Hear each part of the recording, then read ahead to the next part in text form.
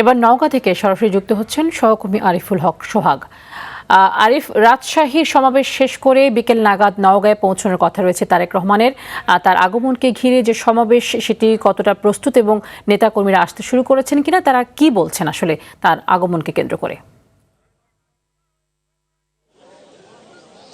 ধন্যবাদ তানিয়া আপনাকে। আপনি জানেন যে রাজশাহী সমাবেশ শেষ করে আজ নওগাঁ তারেক রহমান বিএনপির চেয়ারম্যান তিনি কিন্তু আজকে সমাবেশ করবেন। সেটি কিন্তু দলীয় সময় হিসাবে কিন্তু বিকেল 5:30টায় আমরা কিন্তু দেখতে পেয়েছি।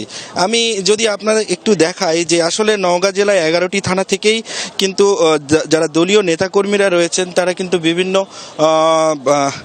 বিভিন্নভাবে উপস্থাপন হচ্ছেন এখানে, এবং তাদের যে দলীয় যে প্রতীক ধানের শীষ সেটিকে নিয়ে কিন্তু তারা এই মাঠটিতে কিন্তু এসেছেন এবং এখন থেকেই কিন্তু তারা কিন্তু আসা শুরু করেছেন। এবং আরেকটি বিষয় আপনাকে জানিয়ে রাখি, প্রশাসনের পক্ষ থেকে কিন্তু বেশ জোরদার ব্যবস্থা নেওয়া হয়েছে এবং এই ব্যবস্থার ফলে কিন্তু যে স্টেজ রয়েছে এই স্টেজটিতে যে নিরাপত্তা ব্যবস্থা সেটি কিন্তু জোরদার করেছে নওগাঁর যে প্রশাসনগুলো।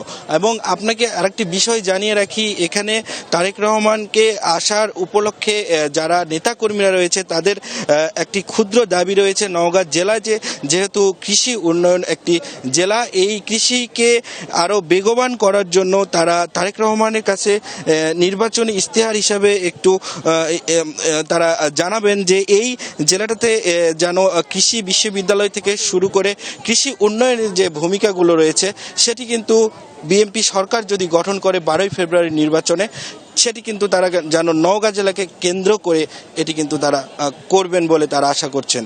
তো তানি নওগাঁতে এই ছিল আমার কাছে তারেক রহমানের আসা উপলক্ষে সর্বশেষ তথ্য। ধন্যবাদ আপনাকে।